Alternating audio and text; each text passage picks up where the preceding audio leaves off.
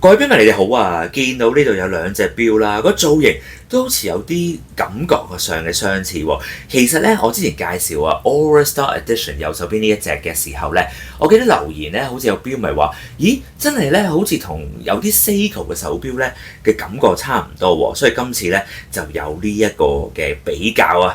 咁其實咧呢隻 Seiko 唔係普通嘅 Seiko，係 King Seiko，見到6時位置咧寫住 King Seiko 㗎。呢隻錶咧38mm 錶徑啦，厚度咧就係11mm 或者11.5mm 左右啦。標二去標二咧就係44-45mm 左右嘅。咁有好拱嘅藍寶石水晶鏡啦。咁佢係不鏽鋼殼啦，但係啊原來佢有呢個 super hard coating 嘅超硬塗層啦，仲有拋光嘅方法咧就用咗傳統嘅 Sarasu 嘅技術㗎，所以咧非常之靚啦，同埋咧我就好中意佢標二啊嗰個多面切割啊嗰個拋光嗰個設計咧好靚啊。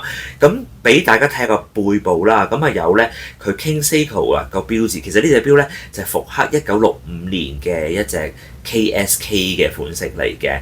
咁呢隻錶咧就用6L35嘅機芯，亦都有鱷魚皮帶，原來仲係限量版1700隻嘅。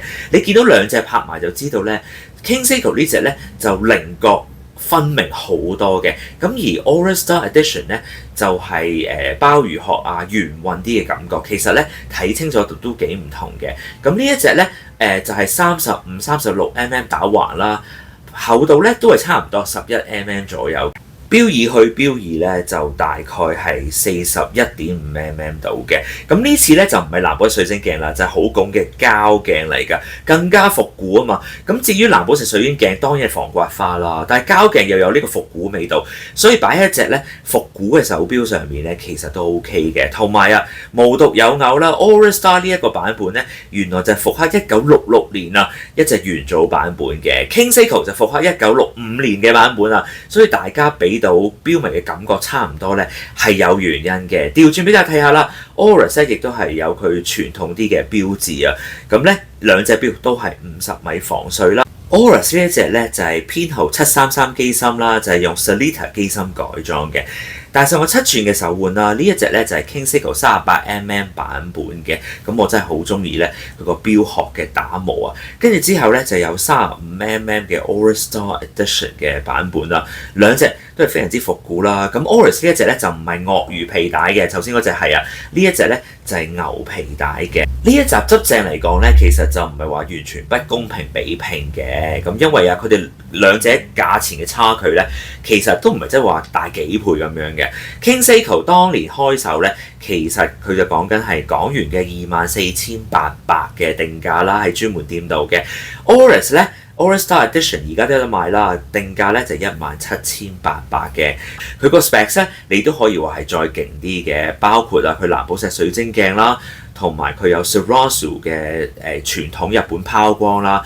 佢個6L35嘅 Power Reserve 45小時咧，應該都係高過 Aura Star 呢個版本嘅，同埋佢仲有鱷魚皮帶嘅。咁當然啦 ，King Seiko 呢隻我相信啊，而家都冇得賣啦。點解會喺呢度出現？因為啊，就係榮記錶行老闆自己珍藏嘅，專登攞出嚟啊，比拼一下。有得買嘅嗰個版本咧就係 Aura Star Edition， 當然榮記錶行亦都有得買啦。咁定價都講咗，大家去到咧有興趣嘅話咧，咁啊可以同老闆位售費員話睇過呢個 channel 咧，一定會多啲優惠嘅。我覺得咧 Aura Star Edition 咧，其實我見過幾次咧，我都仲係咁中意嘅，因為咧佢真係完美咁復刻翻當年1966年嘅版本啊！當年嗰隻咧都係35mm 錶徑左右啦，仲係有膠鏡啦，成件事啊都係好似將歷史咧帶上手度嘅。咁至於大家如果對 King Seiko 呢個版本有興趣，你可以同老闆話嘅，你話我3萬蚊一定要買，我相信佢都會賣俾你嘅。咁大家去到慢慢同老闆傾下啦。